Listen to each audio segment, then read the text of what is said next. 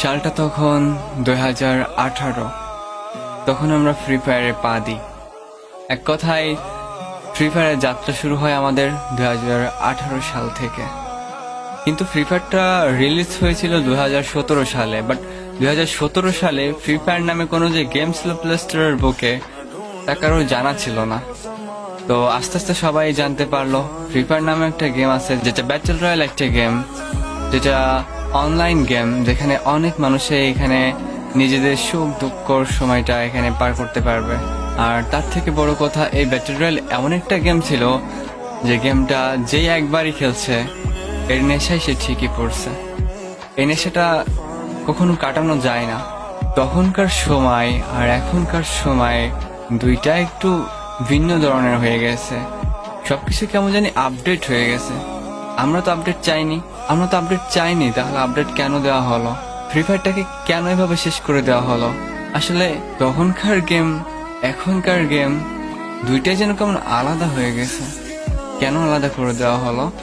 2018 সালের সেই গেমটাকে কেন এভাবে আপডেট করে তাকে চেঞ্জ করে দেওয়া হলো? একটা কথা ছিল, মানুষ, সময় এই দুটো পরিবর্তনশীল হয়, তার সাথে সাথে মানুষের চিন্তা ভাবনাটা পরিবর্তন হয়ে যায়। ঠিক এই কারণেই আজকে আমাদের 2018 সালের গেমটাকে চেঞ্জ করে 2024-এ নিয়ে আসলো। আপডেটের পর আপডেট দিতেই থাকলো। এমন আপডেটটাই দিল যে আমাদের ফ্রি ফায়ারটাকেই আমরা ভুলে গেলাম। আসলে ফ্রি ফায়ারটা কি, এই গেমটা কি, আমাদের ইমোশনটা কি? আমাদের ইমোশন ছিল ফ্রি ফায়ার। আজ আমাদের সেই ইমোশনটা আর নেই। তার একটাই কারণ, তখনকার গেম প্লে এখনকার গেম প্লে দুইটাই কখন এক হয় না। আর তখনকার যে সময়টা ছিল, যে জিনিসগুলো ছিল, তো এখন সেগুলো আপডেট করে দেওয়া হয়েছে। কেন আপডেট করে দেওয়া হলো? আমরা তো আপডেট চাইনি, তাহলে আপডেট কেন করলো গাড়ি না? এমন আপডেট নিয়ে আসলো যে এই ফ্রি ফায়ারটাকে আমরা এখন ভুলে গেলাম। আমরা সেই ফ্রি ফায়ারটাকে এখন দূরে করে দিলাম আমাদের থেকে।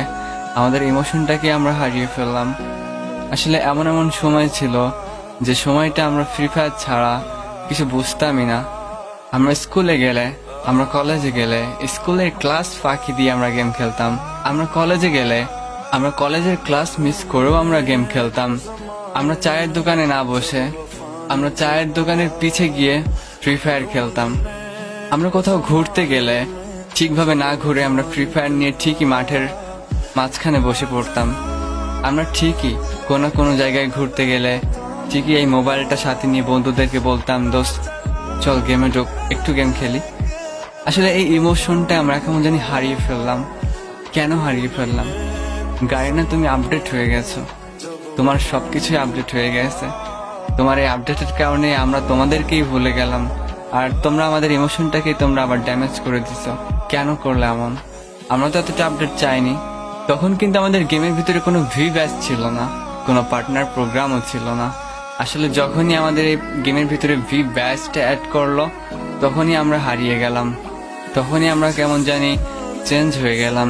এর আগে থেকেও আমাদের অনেক কিছু চেঞ্জ করা হয়েছে, বাট যখনই আমাদের গেমের মাঝখানে ভি ব্যাচ আসলো, কোনো কিছুরই দরকার পড়তো, তখন আমাদের পার্টনার থাকা লোকজনই বলতো যে আমাদের এটা চাই, ওটা চাই, আপডেট চাই, তারপরে আমাদের এই জিনিসটা আরো আপগ্রেড করা লাগবে।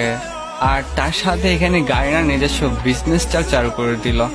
নিজস্ব বিজনেস বলতে কি বোঝায় সেটা হচ্ছে, তুমি দেখো তখনকার গান স্কিন আর এখনকার গান স্কিন মোটেও এক নাই।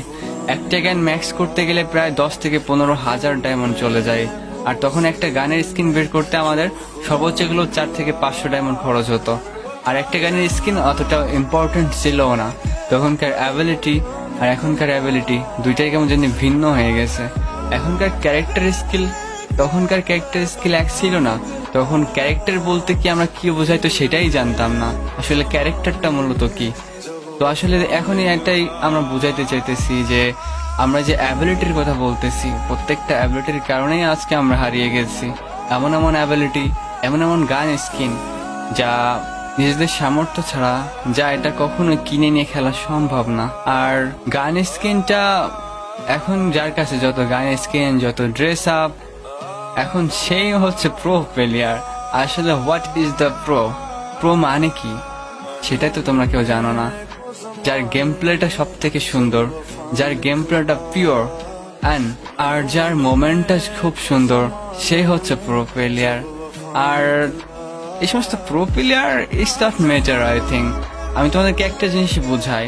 এই গেমটা যখন আসছিল 2018 সালে, তখন আমাদের সব সার্ভারে প্রায় এক করে দেওয়া হয়েছিল। কেননা 2018 সালে যারা অ্যাকাউন্ট খুলছিল তাদের আইডি সিঙ্গাপুর সার্ভারেই ছিল। আর যখনই যেই গেম খেলতো না কেন, গেমের আইডি খোলার সাথে সিঙ্গাপুর সার্ভারে চলে গেছিল। তো সিঙ্গাপুর সার্ভার থেকে আমাদের ট্রান্সফার করে ইন্ডিয়া সার্ভারে দেওয়া হয়। কেননা আমাদের ওই সার্ভার ছিল ইন্ডিয়া, বাংলাদেশ আর নেপাল, আর হচ্ছে তোমার আরো একটা দেশ ছিল মনে হয়, আই থিঙ্ক পাকিস্তান, তা না হলে কোন একটা কান্ট্রি হবে। নেপালের প্লেয়াররাও ইন্ডিয়াতেই খেলতো। আর তারপরে হচ্ছে শুরু হলো আমাদের ইউটিউবার কমিউনিটি, যেখানে আমাদের ইন্ডিয়ার ভিতরে সব থেকে বড় ইউটিউবার ছিল গায়ন গেমিং, রায়স্টার আর এসকে সাবির বস। আর ইন্ডিয়ার ভিতরে সব থেকে আমাদের পপুলার নাম করা একটা ইউটিউবার ছিল, যার নাম ছিল এসকে সাবির বস।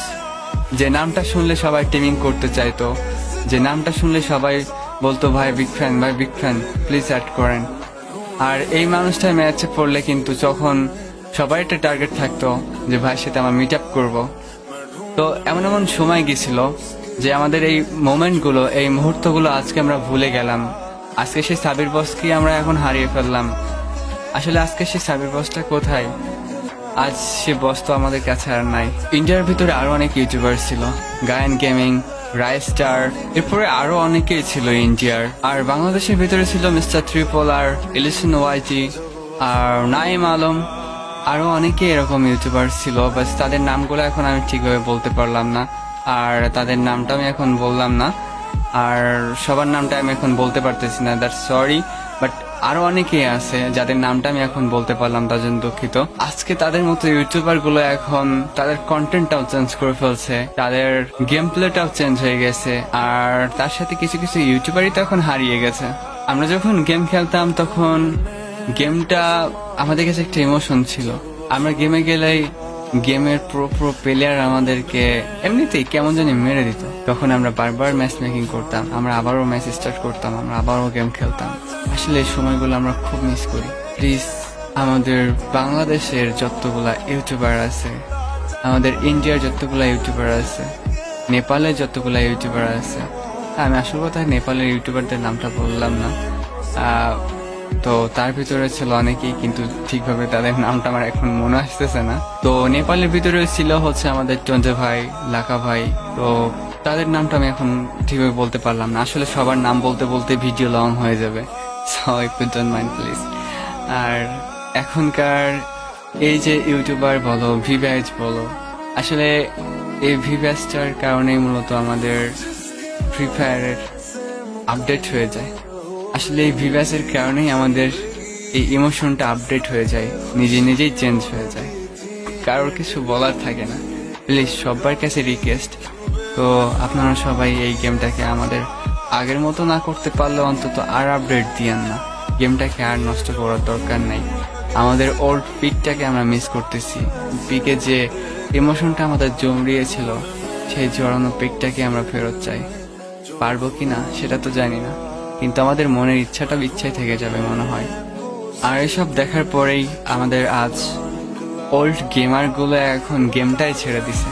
গেমটা আসলে কি তারা এখন সেটাই ভুলে গেছে, গেম মানে কি তারা সেটাই ভুলে গেছে। তো আসলে আমরা চাইনি যে আমরা এই গেমটাকে ছেড়ে দেব, কিন্তু আসলে এই গেমের আপডেট আর সময়, এই দুইটাই আমাদেরকে চেঞ্জ করে দিতেছে, তাদের থেকে আমাদের দূরে করে নিতেছে।